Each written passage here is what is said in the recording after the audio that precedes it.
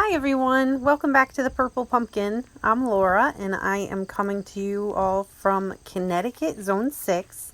And today we're just going to do kind of a quick overview of the front yard garden. It's kind of a busy time of year for me. I'm a wig maker and Halloween is coming up, so it's been very, very busy. But I wanted to get a video out to you guys, just going over what all is in bloom in the front. And right now we're looking at some blue spice basil that is pretty much out of bloom, but the bees are still hanging on, so I haven't pulled it out yet. And then this brilliant purple is Sirius Blue Salvia from Baker Creek Seeds. I grew these from seed this year, and this is how large they've gotten. They are absolutely gorgeous. I'm obsessed. I think that they might be too close to the road. I worry about the snowplows coming in the wintertime and damaging the plants. So I'm wondering if I should move them to a different spot or push them back or whatever. I haven't decided yet. But I'm absolutely loving how the purple is looking with the other purple behind it of the Ageratum. Those are also from seed. And they have different shades of purple, and I'm just loving how all the different purples are looking together. And there's this Queen Anne's lace here is a volunteer. That one's like right on the roadside. That's going to seed as well. And I'll have to jump to the other side here because of all the bees. But I'll show you what I've been working on the other side of this. So I just spent quite a bit of time the other day, last week, pulling up a bunch of sod along this side here. This is like where the property line is with one of my neighbors. And my plan for this garden is to have it be like a rainbow theme. So I'm starting with pink. I'm going to do pink, red, orange, yellow, green, blue, and purple. And this is like just the very beginning. So you can kind of see where I pulled out all of this sod all the way down, and then I trimmed it with some logs, and now I have to plant it up. So lots of work ahead, but the hardest part is over, so I'm happy about that. And I am loving how this has turned out. I just started this area this year, or I guess last year I pulled up all the sod, and then this year I planted it. And so it has a lavender hedge that I started that's filling in pretty nicely. And then behind that I put in Autumn Joy Sedum with penstemon in between. So that should give me some spring color from penstemon, and then autumn color from the sedum, and summer color from the lavender. And then I have some hydrangeas behind it, some panicle hydrangeas as well, that should grow nice and big for me. And on the other side of the driveway, I did clear out a bunch of stuff that was in here, but I have left a lot of the Ageratum that I've grown from seed. You'll see some more of the Autumn Joy. I actually have quite a bit of it that I moved up here this year. I just moved a lot of stuff, so there's quite a bit of Autumn Joy Sedum, and then all these different Ageratums. That's mostly what's giving color right now.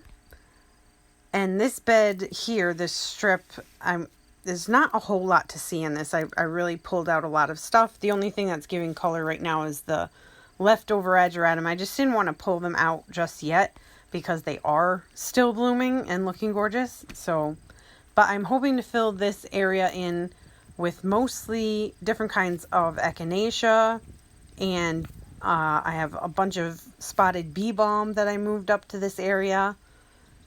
So I'm going to have those two things, and then I'll probably throw a third thing in there, but I haven't decided quite what it'll be. It'll probably be an annual. Here's a nice look at one of the spotted bee balms here that is still looking pretty good. And then I really did a lot of work in this area here. So I pulled out a lot of the annuals that I had in here, and I just kind of rearranged some things, and I tried to make the walkway a little bit more prominent So I lined it with a bunch of catmint that I got on clearance from Home Depot. And behind that I have more Autumn Joy Sedum, and then I have a white Gara also interspersed with that.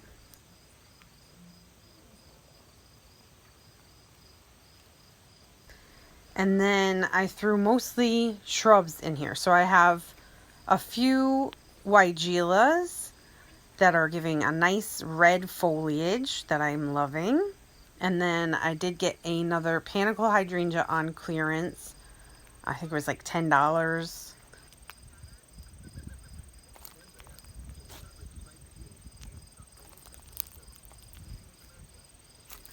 There's some more catmint over here, and then some more shrubs. I just kind of tried to echo what's on the other side over here. So there's a Weigela and a Potentilla. There's one of those on each side as well. And I did line in front of the hydrangeas. I put some Ageratum as well. You can see we really don't use the front door. You can see how much that hydrangea is encroaching there. I know I need to trim it back, and I will. Probably after this week, after this warm week that we're having. So here is some more Ageratum, and I just have kind of like a secret little path here. There's the main pathway, and then this here is just meant to be kind of like a sneaky little back pathway. And I moved my little baby blue spruce to the corner as well. I think it looks good there. So I'm really liking how this all turned out. I think once it fills in next year, it's going to look amazing. And then over here by the gate to the back, these Roxanne geranium are still in bloom. They are looking so amazing. I love them. I was just showing you guys Boomer sticking his little face through the fence. And I think I'm going to have to pull this pumpkin vine off. It is pretty far gone now as far as powdery mildew goes. So I'm going to have to pull that off soon. So that's pretty much the front yard. I thank you guys for coming and joining me. I know that was kind of a fast garden tour, but like I said, it's just a super busy time of year for me. I'm hoping to get all my Etsy orders done, and I can make some more videos for you, some more content. Can't wait for that. But in the meantime, I hope you all have a happy Halloween. And if you liked it, don't forget to stick around, give us a like and subscribe. And I can't wait to see you all in the next one. Bye.